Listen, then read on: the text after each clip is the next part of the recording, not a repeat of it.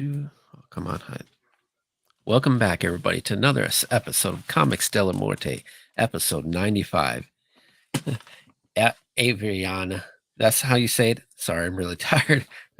Issue two, with returning guest Brandon Starocci. And if anybody hasn't read the first one, because he's getting ready to do the third Kickstarter, or you're already done that? Oh, I think he has lag going on.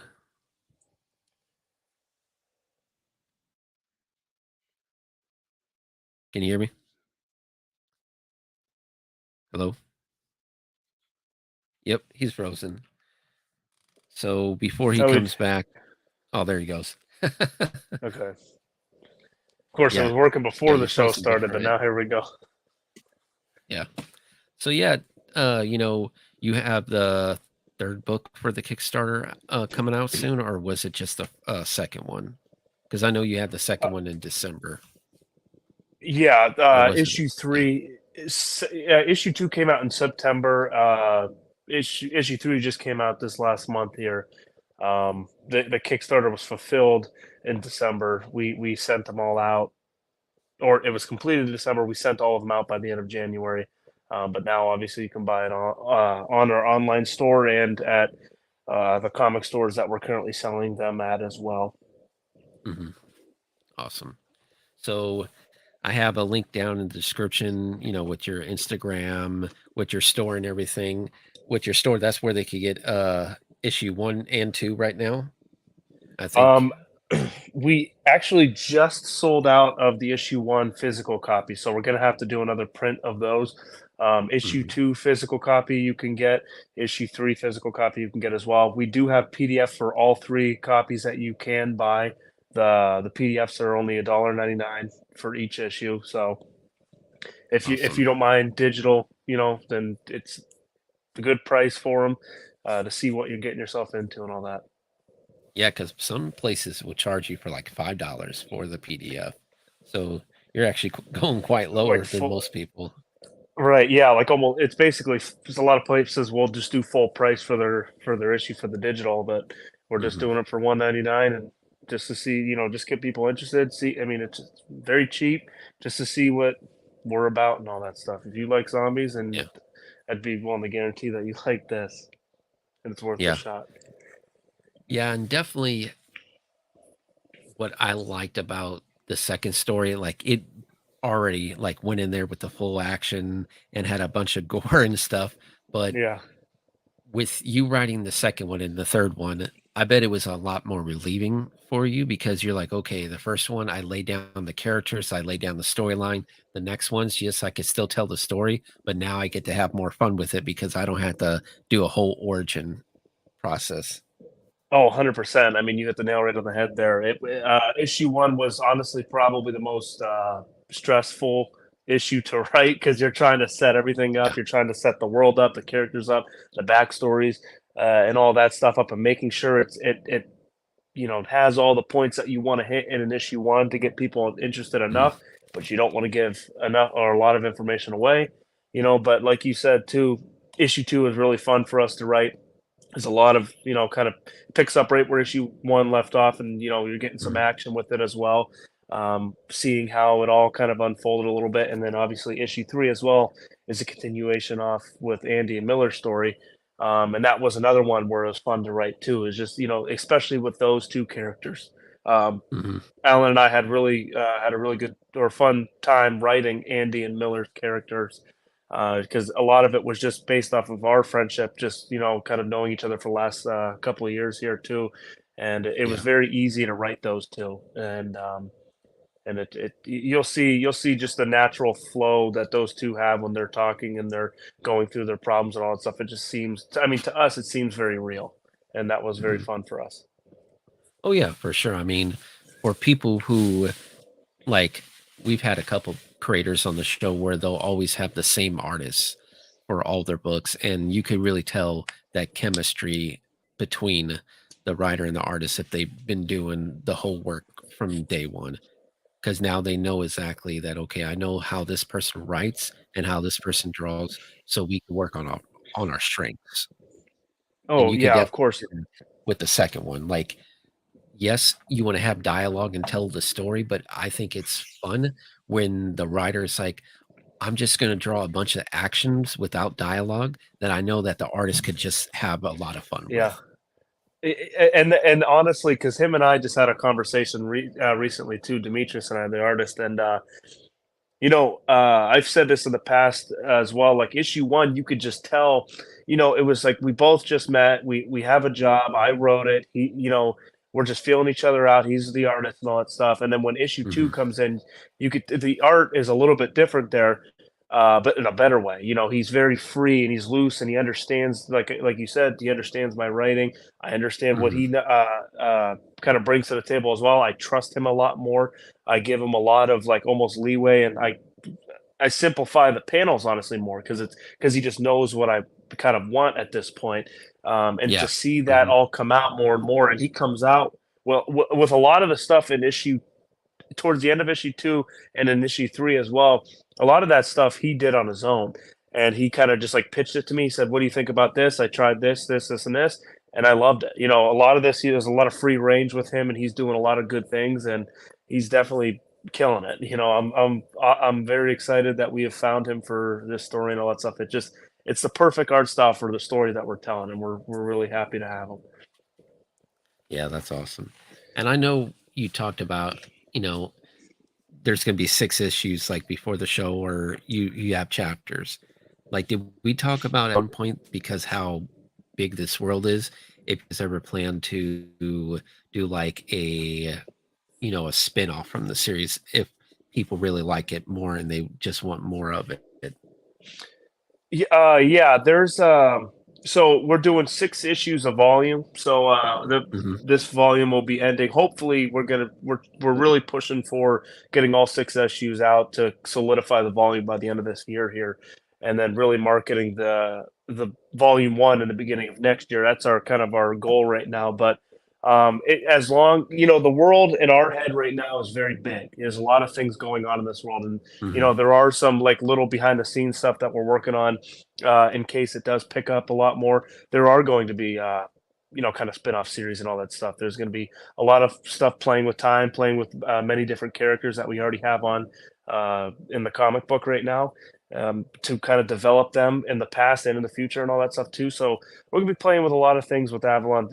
A lot of behind the scenes stuff to really make these characters and this world that we got going on here and really just shine a light on it, because I think what we got here is very fun. So again, if you're a zombie Hmm. fan and you're kind of like a big fan on like character development and seeing their progression, Avalon has a lot of that stuff. So it's I'm excited for it, as a fan of the genre, and I'm excited for people to see what we're kind of bringing to story here. Awesome. And for for anybody out there that hasn't read it, again, watch the last episode, because I think you were around like episode 81 or something like that. So it's been a while since you've been on the Oh show. yeah. But just tell a little bit people about what Avalon is exactly, besides, an awesome zombie book. Yeah, Avalon is a post-apocalyptic comic book. It has a little bit of something for everybody. There's a lot of things that we focus on, and one of the big things is the world being the main character, rather than kind of following a hero's journey between any of the characters that you Hmm. you know and learn as you read on. So the character is more so the main character. We really want to develop that, or sorry, the world is the main character. We really want to develop that world and make the world dictate what happens to these characters, rather than seeing what kind of plot armor or whatever you can build around a character. So we want to almost make it like a if something specific happens that we end up writing with this story in this world, it could have some dramatic effects to certain characters, not just because of, oh, this person's safe because I think he has a good you know thing going on. Not No character is going to be safe in our world, and Yeah. so You have I to guess make it don't get too realistic. attached. Right. And that's the big thing though, too. We want to really make these characters feel real, the world feel real in a fictional world. A lot Hmm. of what we focus on too is real conversations, real issues, real mental health problems, real physical problems as well that would kind of happen in this world, in this setup, and with the depression, anxiety, stress.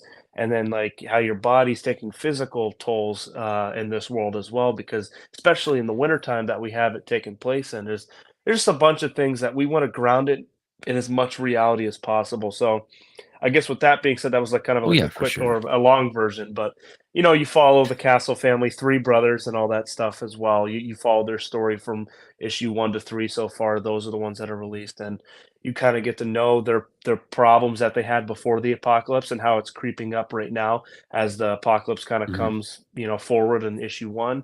So there's just a bunch of things to learn about them. There's a bunch of things that you're gonna problems that are gonna come to the surface here, and just enjoy the ride, I guess.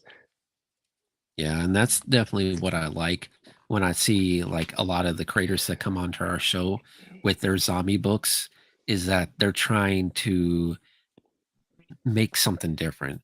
Each Mhm. book is different, and it's just great to see how each zombie book is not the same. And a lot of people is like, oh, because of Walking Dead and stuff, zombies are becoming like, Right. cliche.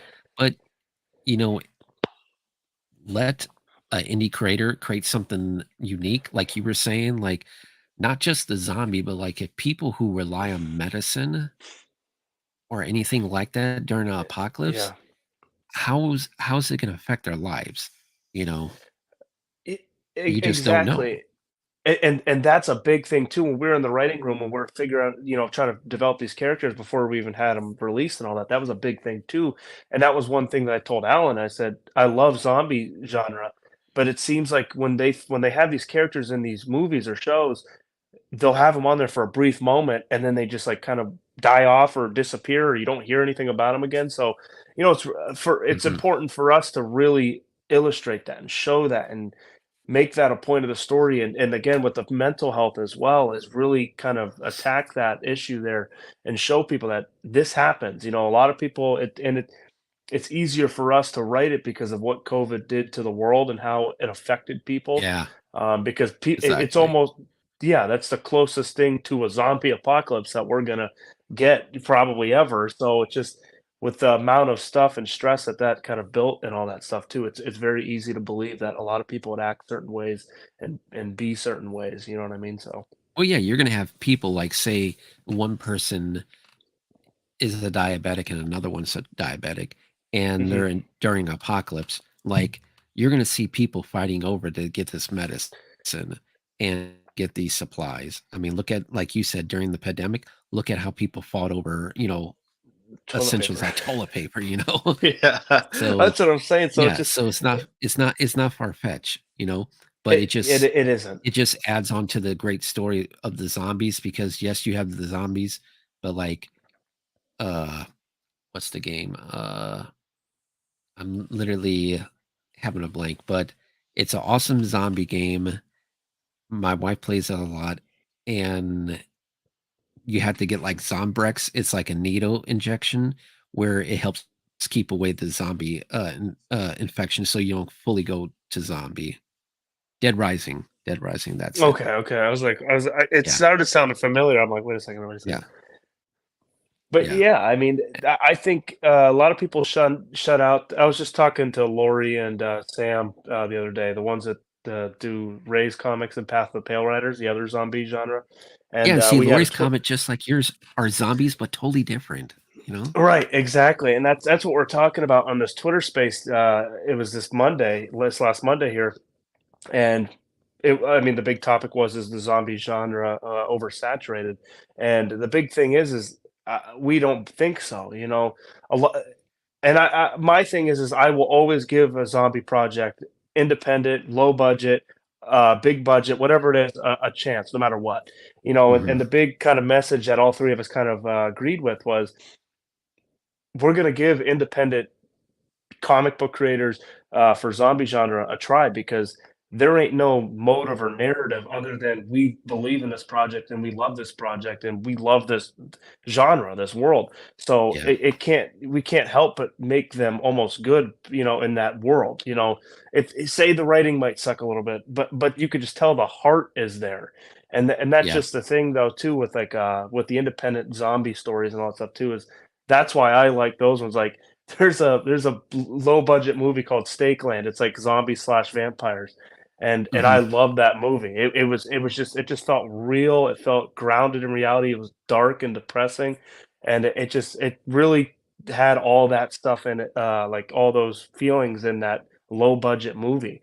And that's what I like. You know, when you get these blockbuster movies, they have like a narrative. They're pushing an agenda or something stupid, but Yeah. they're kind of losing sight of what really matters in the world and all that stuff. But Hmm. that's just my kind of take on the genre in itself. But I Oh always yeah, loved the genre I and mean, all that. most definitely. That's what I love is that just the indie genre, indie comics, they're so focused on the love of the project that you could tell versus like mainstream comics that are coming out that the story isn't that great. They're just trying to put like a bunch of explosions and fast-paced stuff, you know. Of course, yeah, and just boom, boom, boom. Yeah, it just like crazy, and it's just like sometimes Yeah. crazy's too much, and it's like I just want to watch something slow and kind of just really feel the show or movie or the Yeah. comic book or whatever. I want to feel that. I don't want it to be Yeah. bang, bang, bang, bang, bang. But Yeah, and that's the sad sometimes, thing is that you have Marvel and DC focusing so much on competing against each other with the movies that yeah. the whole origin of why these two companies were started in the beginning was because of comics. Like Hmm. I don't even think I know back in the 1989 Batman, they had the novelization, and I don't think they even do that with these. Like it would be cool if they actually like, hey kids, you watched this Marvel movie. Here's a free comic based off of that movie. But they don't do that. They Oh, hell should. no. No, no, they'll wait. In their eyes, they would lose money, and that's all that matters. All they want to do is make money. We're talking about, on And that sometimes Twitter novelizations of space. movies are horrible, but still, Yeah, it's the yeah, whole yeah, concept. yeah. Right. It's just the point of it, and we were talking a little bit about this on Monday as well in that Twitter space, where it's just like, they just like all they care about is just the money, and Yeah. our opinion was, I mean, obviously this is going off topic a little bit, but DC rushed into kind of getting their projects out there as well, and Yeah. they had a perfect lineup for them to slowly build up their world after the Hmm. Avengers was going to an end. You know what I mean? But they rushed into the Justice League, and look what happened. Yeah. So they could have done a bunch of solo movies just like the Marvel did and all that stuff. Built up Batman, built up Superman a little more, all the other characters as well, Yeah, and it's not but like they they'd never missed done it. it. I mean, look in Yeah, the 90s and early 2000, you had like the exactly. whole animated series. You went from like Batman, Superman, then you had the Justice League Unlimited, Static Shock, and Batman Beyond. You had all that, and it was just Yeah, one perfect machine. And it's sad because it's crazy too, because most of like DC movies, the animation movies are so much better and makes a higher rating on Rotten Tomatoes. Like you'll see a DC animated film for like 98% or 90% while the movie's doing horrible. I'm like, literally something's going on here that yeah. you guys What's should going think on about. here? Right. It just and I haven't watched it, but I've always heard that too, and I've seen that Mhm. too, where it's just like the animated series are just like so much better. And it's just like you think they put more time and effort into the on-screen film, with the real people acting it out, because that takes more like time and effort from many more people and all that stuff too, and Yeah, actors you're paying. You'd think they would have it more script out and ready, but wow, DC kind of flopped there, and they're hopefully for their own sake, they can figure it out, but I don't know. I really have no idea. yeah, yeah. So, you know, with the with this your comics and everything, would you at one point, because sometimes people allow it and sometimes people don't, but if you had another creator be like, hey, I have a great idea for a spin-off to do a crossover in your world, would you have no problem doing that? It would If someone strictly depend on who it Yeah, was, it depend. what the idea was, and like, and all that, and where I'm at, even in the story of Avalon too, if it's relevant or whatever it is. I mean, I Yeah. wouldn't be opposed to it, but it would have to meet certain criterias of like of I don't know, checkpoints. I would even have to like, as soon as somebody proposed it to me, I would come up with checkpoints right then and there, or be like, hang on, give me a day or two, and I'll think about it, whatever it is. But I wouldn't be fully opposed to it. I would listen, if that makes sense. You know, I would listen to see what they have to Right. say. Right. So You know, with I'm always for growing, and if I mean, hell, if they bring yeah, eyes to this thing and all that stuff too, it'd be perfect. But we'd have to see. yeah, that's awesome.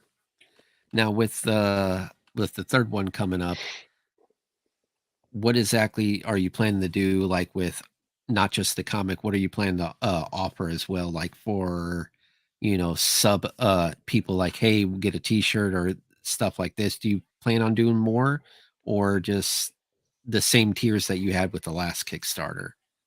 So the Kickstarter we're currently working on right now is for we're going to combine issue 4 and 5 together. We're going to Oh, okay, probably gotcha. set up we're going to probably set up a pre-launch here. I would say within about 2 to 4 weeks here, we're going to set up a pre-launch page, and then give that some time to generate some people to you know be notified and all that stuff when it does launch.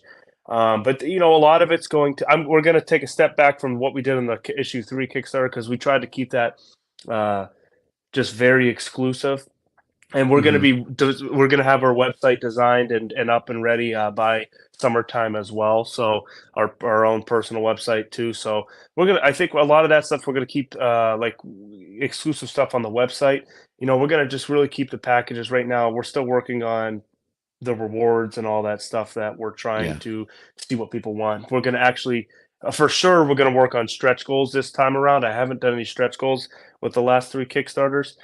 So stretch Hmm. goals would be the new thing that I know we're doing for sure. But we're still working on rewards that we're trying to kind of scheme out and see what, you know, what works, what people would want, and all that stuff as well. But there'll be a couple little changes, and we're combining 2 issues together. So those would be the main changes. Yeah. I know there's one thing I didn't ask when I had Lori on the show, but I'll ask you, for any new creator out there that's trying to get their work out, and you're working on book after book, how would you tell the upcomer to how to pace themselves? Because like you and Lori and other creators, like you're getting books out like that, left and right, almost within a couple books in the same year. Yeah. Um, so I guess at the end of the day, if you got to love what you're doing, you know, Hmm. you gotta like live and breathe it. If you don't do that, it's Yeah. going to be hard to kind of convince yourself to keep grinding it out and keep pounding them out. You know, there's phases that I'm still, learning myself to kind of set time aside for creating, set time aside for marketing, set time aside for planning and all that stuff. So it's just finding the perfect time to do the everything, you know, in the same kind of amount of things, you know. So it just first things first, you got to love it. Second thing second, you just got to Yeah. do it. And the third thing I would say is try the best you can to manage your time. And you know, all that stuff I'm still learning for myself, you know, so I can't speak totally on it. I don't know the answers. Hmm. But or it's just trial and error. Love what you're doing. That's number one. Like I said, you'll go through, you know, broken glass to make sure this thing gets out there, but then you learn all the other things. Just take advice from as many people as you can and just apply it to what you Yeah. got, and then live and learn. You know what I mean? That's the advice I got Right. right now, because I'm still kind of young at this. So Yeah. And with that in mind, like, is there parts of the story it's like you're like, okay, one page one, two, three, four, five, there it's doing great. I know how I want this issue to end, but before you get to the end point, is there ever a part in like any of the issues you're like, oh man, I'm having a brain fog or writer's block. I don't know how to progress it at this point. yeah. So recently too, with the season, because I'm currently in the writing process of season 2 right now. Like Yeah. writing down and breaking down the panels and all that stuff. I know how I generally want the season to go, beginning, middle, end. I just got to break it all down in panels and dialogue and all that stuff. But you know, uh, you have these little things where you're like, what do I want to do here? Um, issue or volume one kind of flowed right after I got issue one done. It was Yeah. very easy and natural to me to kind of get it out until I got to about five, six. Five, I knew what I Mhm. wanted to do, and then like kind of like you're saying, I got stuck about halfway through the issue, so I had to just stop for a second, reevaluate what I got here because I knew what I wanted, and that's the problem though. Is like you'll know what you want, but then there's these little things in the middle that you want to make sure you get, and you Yeah. hit on them. So I had to reevaluate. I'm like, I don't know what the hell I'm going to do. So I almost like started over, if that makes sense. Started over from issue four, and from Mhm. what I got in the prior issues as well. And then I used a lot of what I already had, but I stretched out things and I moved things around, and then it worked. And then Yeah. issue six kind of just flowed perfectly as well. So it's just like it's just gaining that momentum again and finding that stuff. So it's just pause, kind of see what you already got, see what you can already work with, know what you already want, because like I said, I already knew what I Mhm. wanted to do from the first one through six. I just needed to make sure it all kind of interweaved with each other and worked, but Yeah. I think it's natural. I mean, you could ask anybody that they go through their writer block kind of phase, and then you got to just like sit there and go, and break it all down and take your time. It's I guess at the end of the day, it's no rush. At this point, the only person that's giving you a clock is yourself. So just do your thing Facts. and make Yeah. sure it's perfect. Yeah. I mean, look at Todd McFarlane. He's past 300 Yeah. issues, and I'm like, I can't even imagine Damn. how to progress the story that long for 300 issues, man. Well, That's a lot. I feel like at that point you have a lot of help, like a lot of like people Yeah. giving you just like a good team around you, and that's what's important too. And I've expanded my team since we started this whole thing too.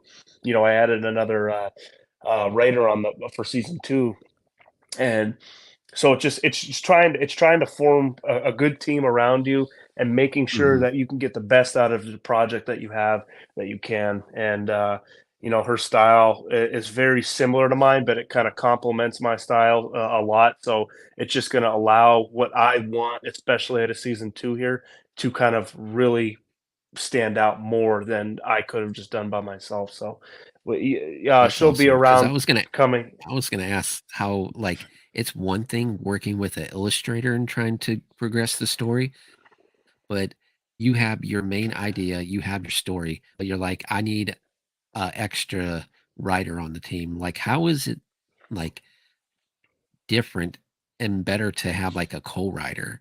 Because sometimes you bring in the co-writer and they might not know what's going on to your world until you tell them.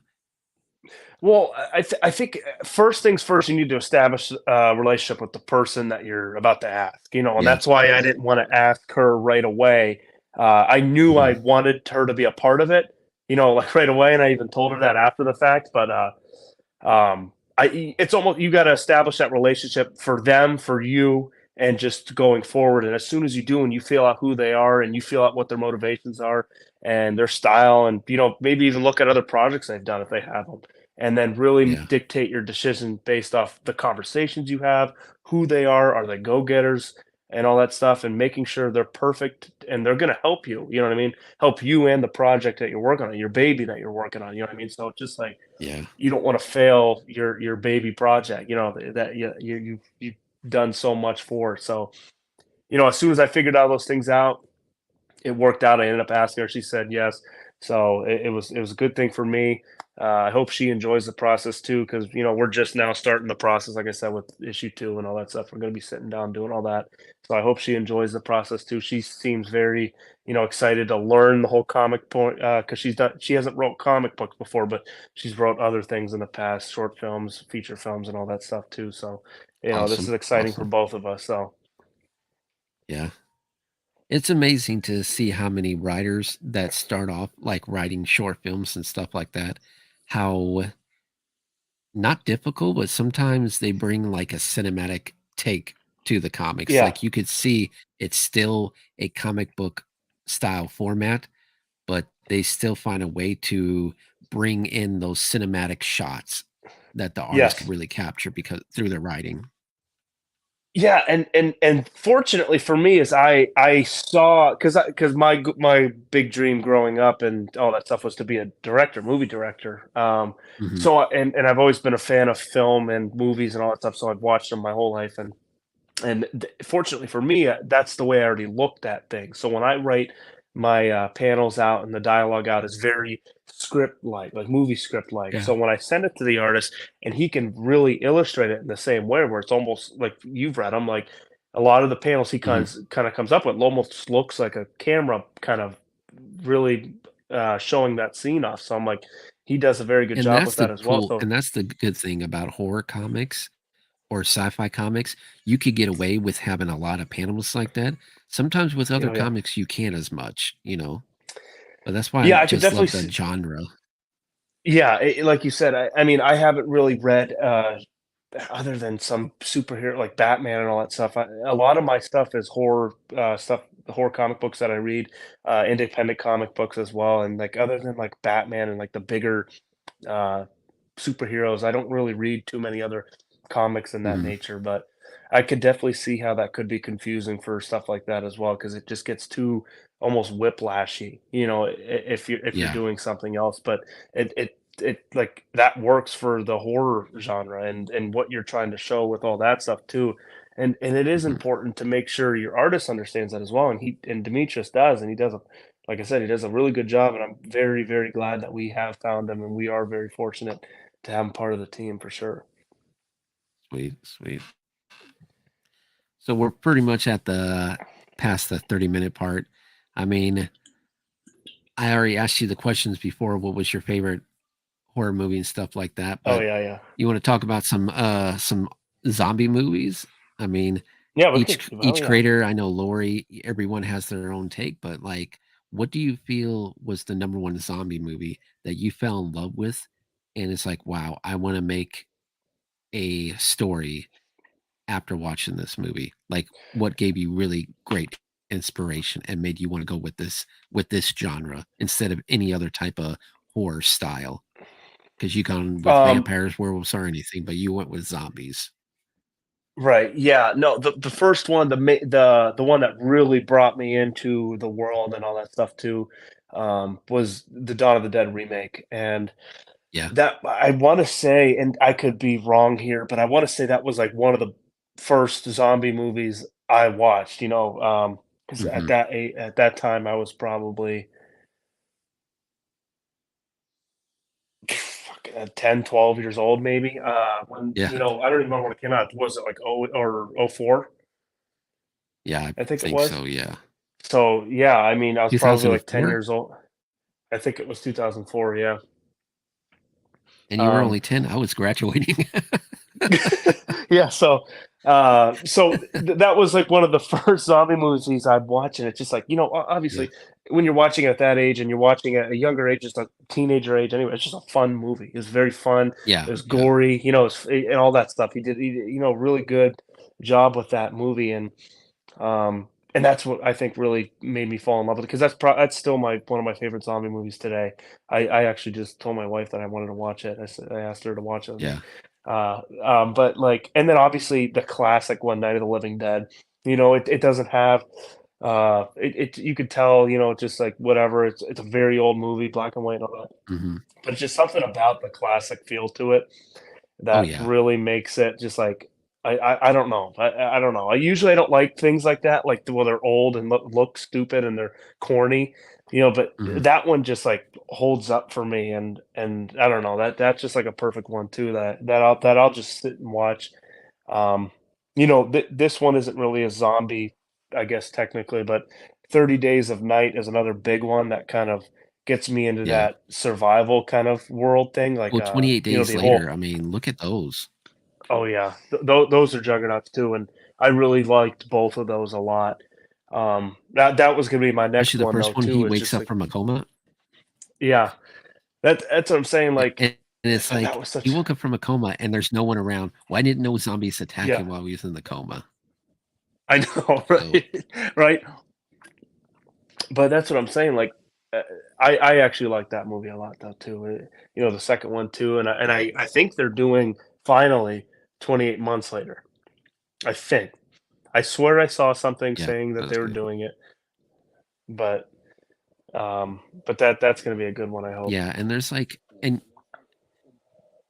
like even with you've had like the cheesy horror comedy zombie movies like Return of the Living Dead, you know, Oh classic yeah. zombie comedy horror. The fact is like I would like you don't see a lot of those, especially within. I don't know, maybe there is an indie horror comic out there, but I would love to see if someone would take horror and comedy and introduce it into a comic book. Because everything now is really serious, like with a but during the 80s and 90s, people just started having really fun, like Turn of the Living Dead, where the zombies are talking and, using that line, rigor mortis is setting in, just really funny stuff. But it was still Mhm. horrifying because the zombies were grotesque and killing people. Yeah, of course, and that is actually a unique thing though too, and But yeah, I don't know anything like that that's doing like, something horror-like comic and, kinda funny at the same time, comic-wise, that is, I mean, obviously there's some movies, that do it, but, yeah, I don't know, maybe there's people doing it, I mean, there's thousands of Kickstarters, I'm sure one of them's gotta be like that too, you know? right, for sure. So with that, was there one zombie movie where you're like, okay, this definitely did not need to be made? Like, there one that really stuck out to you like that? Because there's been a lot of great zombie movies, but a lot of horrible ones. I can't there's I cannot remember the name of it, it was on Netflix, I don't know if it still is. Damn, I cannot remember the name of it, but it was so dumb. I hated it. And the thing is I will always give like I said earlier, I will always give zombie things a try. So I watched it and I could not stand Hmm. it. I cannot remember the name of the damn movie. It was like this zombie and he got or this guy and he got bit and he was like in a underground fallout thing or something and then he like got loose or Hmm. I don't know. It was dumb. I can't remember what the hell it was called. I think at one point he ended up talking. I don't know. I hated it. It definitely sucked. Yeah. So with that and everything, like with the zombies, were you ever a big fan of Resident Evil since they had like the whole idea with zombies, or because some people have a love-hate relationship with the series? Yeah, I think I'm on that boat. I like there's a lot of things I love about Resident Evil, but there's a lot of things I hate about it too. It's Hmm. just like it's to the point right now where I hear Resident Evil, I'm almost just like I don't care. I just uh, there was Right? earlier on and all that stuff. I used to be a huge fan of it. Like I said, there's a lot of things to love, but there's also a lot of things to hate. And I'm just on the back half of it, and where I Yeah. just don't care about Resident Evil anymore. And it's unfortunate, Yeah. because they're a huge franchise. They have a lot of cool stuff, but in my eyes, they ruined it at least in recent history. Yeah. And have you been watching The Last of Us? Have you been really enjoying that? Oh yeah, yeah, yeah. That show, they're hitting the nail Yeah. on the head there. I'm really liking that show so far. Yeah. And I agree. I've seen a bunch of the episodes, and it's just hard because it's a thing where you're like, oh, I'm gonna take like it doesn't even have to be a zombie book, but it's at that one point that now comic book movies are so great, but I feel a lot of video game movies are still not hitting that mark, and they're still just stuck in the past like the comics were. Yeah, But yeah, uh, and and but I and feel The Last but of I Us. feel yeah, I feel The Last of Us is doing something that's not a movie but a TV show. Yeah, and I really do. I think they're really hitting it there, and I like there's not much to really complain about the Last of Us at all. Like I can't tell you one thing that I don't like about it right now. I can tell. like we're talking about this as well, Sam and Lori, and I, how they definitely need to do it differently for season 2 from part 2 of the game. Hmm. Like the way they Yeah. wrote part 2, not what happened, but the way they wrote part 2 and how they did it Hmm. was very weak. And if they do it, they have to do it differently in the show because you're gonna ruin that show quick if you do it the same way you did it in the game. Yeah. Yeah, you know, I Yeah. mean, I think that's. it's they did it well, they I did was it gonna too say that's what early, a lot of people and were turned off by the Left from Dead series. I know a lot of people's like, yeah, after this season, I stopped watching. yeah, I mean, not yeah, Left for Dead, it's just Walking like, Dead. Yeah. well, yeah, for some reason, I knew what the hell you meant, but yeah, with that's another one too. Is like I watched it from the start. I watched it up until season 11. I'm gonna be watching season 11 here too because it's on Netflix now. But I've Hmm. watched it every single Sunday up until up until 11, like I said. But I could definitely tell where it's people were like, I'm not watching this anymore. It's definitely easy to do that. The way AMC was like structuring their seasons and their episodes and all that stuff too. I have a lot to complain about The Walking Dead, but again, I have a lot to love about it, and I'll always love Yeah. it. Just because of the show and the actors and all that stuff too are very good. But Yeah. I think a lot of people were turned off just because they were going like the comics, and then the TV show. There was just some things a lot of people didn't like because it wasn't going along with it. It's like, why did you kill off this person? This person's not supposed to be dead. yeah, yeah, a lot. My biggest thing is, and why I think it flopped towards the end there was because Hmm. as the show was getting bigger, the budget wasn't getting bigger, and Yeah. you couldn't. And the best villain and story arc with Negan, you didn't raise your budget for it, and we're talking about that too, where The Last of Us is doing like 10 million per episode when the highest episode that The Walking Dead paid, I think, was like 4 million per episode. And that's ridiculous. AMC was being very cheap with it. It was Yeah. a juggernaut of a show. You're not gonna invest that much money into it. What are you nuts? Especially in the Negan arc, you look Hmm. at it and just go, okay, we're just gonna go balls out with this with season 7 here. We're just gonna make it say $8-10 million or episode. We're just gonna go balls to the wall. And then season 8 too with All Out War, you have to. That's the biggest point of the Yeah. comic book And right there. But I don't yeah. know. And that's what I A really lot of things. like is that you have HBO stepping up their, and then Amazon, they don't have their own zombie stuff, but Amazon, they're stepping up their game too by sending out a lot of original animated Oh yeah. series or movies or TV shows. And it's just like you said with AMC, just they could have, it's not like they didn't have the money.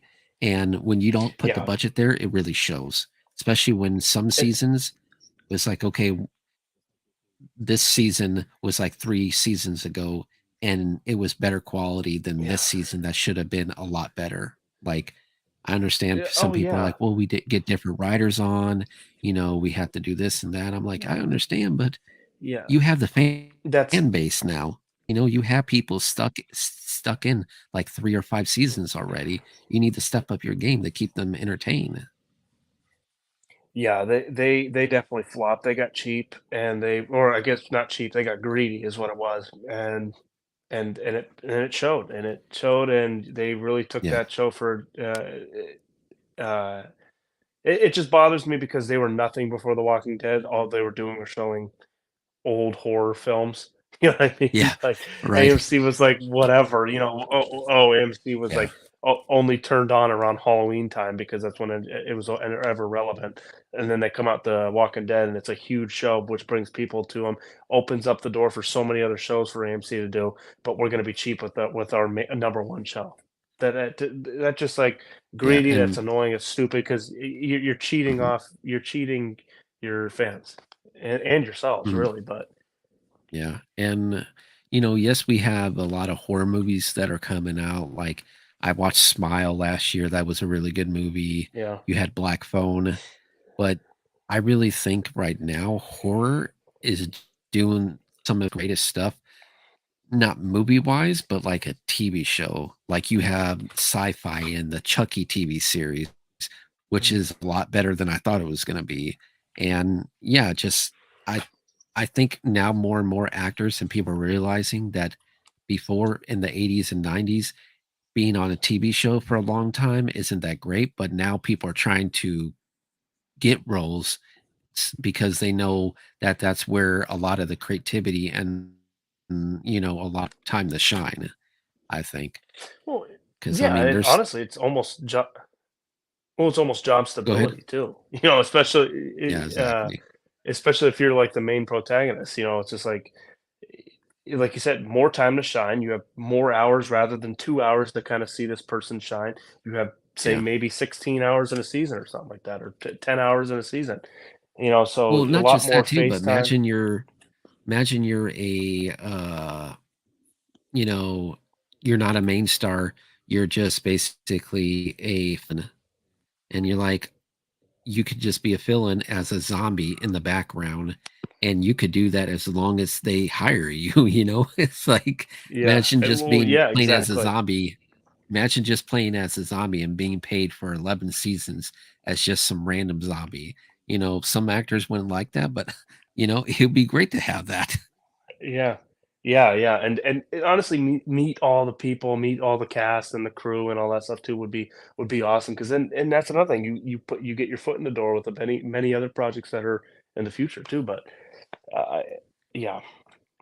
I definitely like the shows are definitely stepping up, and they have been stepping up, Hmm. I honestly, it was funny because I remember when we were watching something on TV, cable back then when The Walking Dead was just about to come out. We saw the trailer for it. Me, my dad, and my brothers and all that stuff were just sitting there watching it. We saw the trailer and we were like mad it was a TV show. So that just that kind Yeah. of just shows like at 2010 TV shows weren't the thing. And then actually now I'm glad it was a TV show because it just like it went on forever, and you get to see so much more, way more to develop the characters, the story, and all that stuff. But it was just funny at the time. I hated that it was a show, but I'm glad it was. Yeah, for sure. We're at the 47 mark. And yeah, you want to talk a little bit more about your comic, or, have think I asked pretty much a lot of stuff already, man, but I appreciate you reaching out to me again, wanting to come back on the show. Oh, of It's always course. fun to talk about zombies and get Oh yeah, returning guests. of course. No, I'm glad to be back here too. It was a long time coming. I trying to get back on here too, but I'm glad we did it. Yeah. Yeah, because I had to put aside and be like, man, I need to get you, Lori, and we just need to take one zombie topic, like talk about any type of zombie movie, and we could probably do a whole show just off of that one movie. Oh hell yeah! I mean, hell, I would 100% be down Especially for Dawn of that. the Dead or any of Soon. that. Oh yeah, oh yeah. Um, Definitely just let me know if you do end up planning that out or figuring that out. I'm definitely down to do that. So just let me know whenever the hell that is. That'd be fun. Yeah. Yeah, because it's always fun because when you get these creators on, you realize that horror movies, zombie movies, just like any type of genre, a lot of people around the world at different ages just as enjoyed. And it's just fun to hear different people's like I was this age when I watched this movie and I was that age. And like you Yeah. were saying you were 10 and I'm graduating from high school. So Yeah. No, yeah, it it's it always it, it, it is yeah, cool. yeah. But it's just cool too because it really shows you, like, even though this person might be way much younger than you, everyone has, if you're a creative person, everyone has that one story that they had to tell, you know.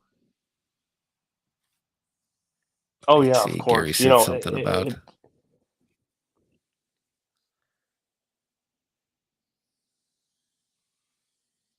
Yeah, I I mean, feel that and they have a good it's still young, but we'll see. blueprint. I feel that so far. Yeah. I agree. I mean, they're definitely capable of messing it up with with the content or the material that they have, but if they're smart and they took the feedback from the hate that they got from part two of The Last of Us, and don't do continue to not do what the mistakes that The Walking Dead did, then they'll end up riding off into the sunset. Yeah.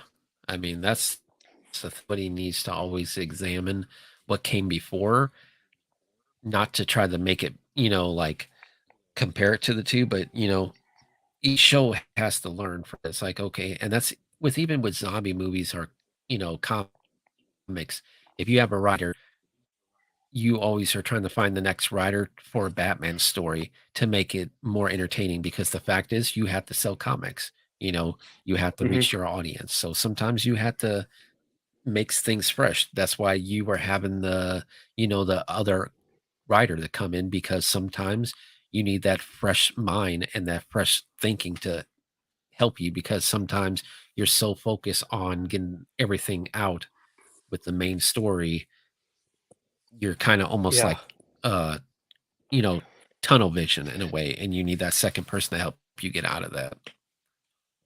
Well, and that's why it was nice to have, Alan really help me through the even the first season too. Again, a lot of this stuff um, was the original ideas that I've had many years ago. It's not only just having the ideas, it's making sure they come to life properly. And that's when having the team around you too to make sure all that does come to life properly. And they put their input, they come up with ideas too. They think this is cool and they add it to it's really just making a puzzle and making sure all the pieces fit properly too. And I'm obviously blessed to have both of them at different points in the story of Avalon to make sure all this stuff is kind of coming out in the best way it can to make this sure this story is being told, like I said, the best way it could be told. Because it's Yeah, definitely easy to kind of flop something. A lot of things do it. There's good ideas, good potential, but it just flops because not done right. yeah, yeah, facts. And with the, I don't know if you did with the second issue, but are you going to try to do like variant covers with your comics, or not with that when the Kickstarter comes out? Because I know some people do. Yeah, we did one variant cover for issue 2, and we did 2 variant covers for issue 3. The one you could have only Mhm. bought on the Kickstarter. The other one you could buy at events now. You bought it on the Kickstarter or at live events.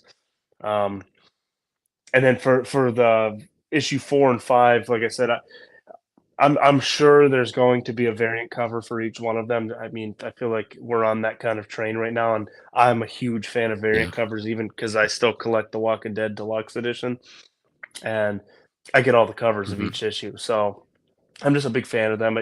It's always nice because you have all the issues, then you could kind of see the different variations and all. I don't know, they're just fun to me. So I'm sure there's going to be variant covers for issues 4 and 5 as well, and 6, and every other issue after that. Awesome, awesome. Well, I appreciate you coming on the show. Thank you for sharing your stuff with me. It's always great to read your work. Yep, nope, thank you. Thank you for having me back on the show. It was a blast the first time, and it was a blast this time as well. Um, and I'm I glad you appreciate liked it. it so far Sometimes, too. sometimes it's hard, unless you're talking about a certain topic. Sometimes it's hard to like, okay, here's issue 2 of this. How can we add more to that when we already laid down the foundation in the first one? But if you've been on the show before, you kind of know what to talk about. So it's always great to have returning guests, because you pretty much could tell how to flow off of them. Oh, of course, yeah, exactly. It was definitely, like I said, it was fun, and it was nice conversations. To have an easy conversation with the host and all that stuff is always Yeah, something that's undervalued. I feel like, and obviously it's easy to have conversation with you and all that stuff too. It's always fun to be here. awesome. Well, Hope, Gary, thank you for showing up in the chats. Anyone watching afterwards, appreciate it. And you all have a great night. See you guys.